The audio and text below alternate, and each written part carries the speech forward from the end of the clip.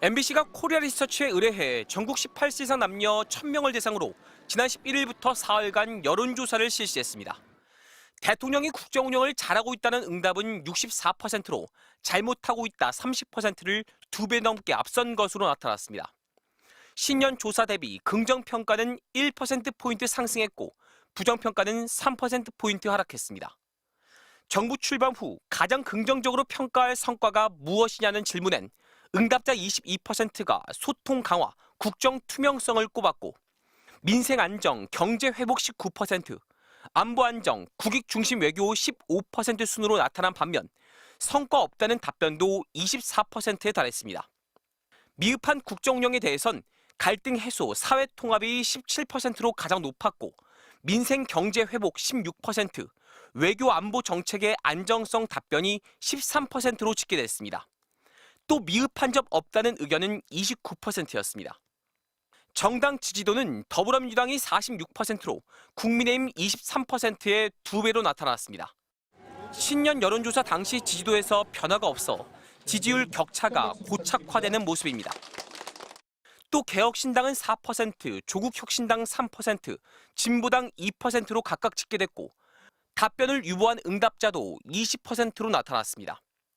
오는 6.3 지방선거 관련 질문에선 국정 안정을 위해 여당에 힘을 실어줘야 한다는 의견은 54%, 정부 견제를 위해 야당에 힘을 실어야 한다는 의견은 37%로 나타났습니다.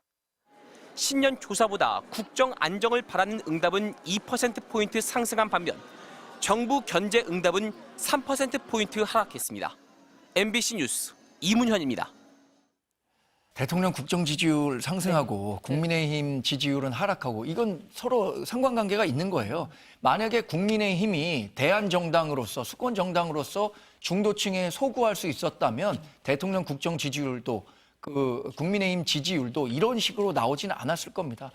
저는 앞서 말씀드린 것처럼 국민의힘 지도부가 갖고 있는 전략적 방향이 잘못됐기 때문에 도저히 저 25%의 한계를 넘어서지 못하고 있는 것 같아요. 가장 높은 수치가 25%였고요. 항상 20% 초중반을 기록하고 있는데 윤어게인, 부정선거 이거 주장하는 사람들 대략 5에서 10% 정도 됩니다.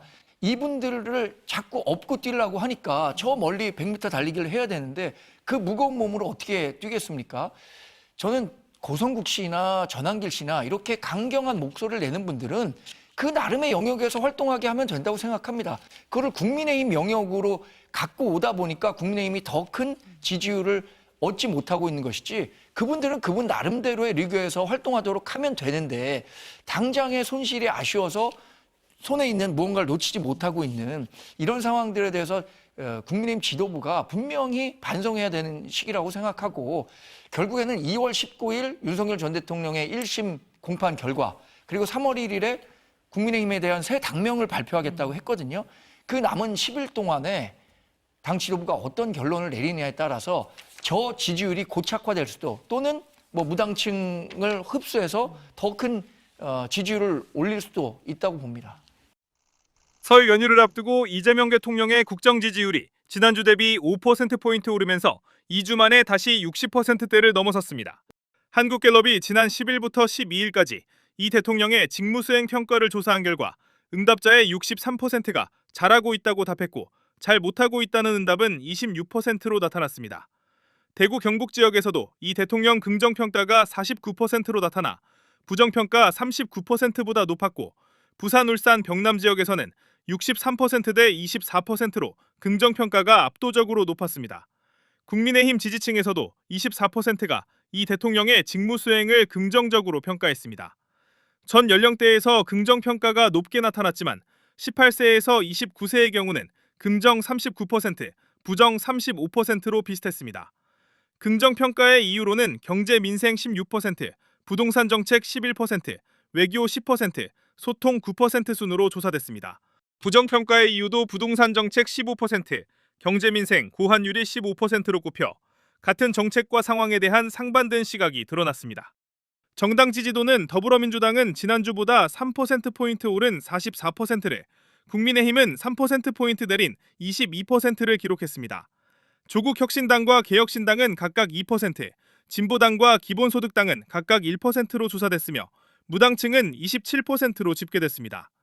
장동혁 국민의힘 대표가 제안한 선거 연령 16세 하한 정책에 대해선 찬성 18%, 반대 77%로 반대 의견이 크게 우세했습니다. 이번 조사는 한국갤럽의 자체 조사이며 전화조사로 이뤄졌습니다. 자세한 내용은 중앙선거여론조사심의위원회 홈페이지를 참조하면 됩니다.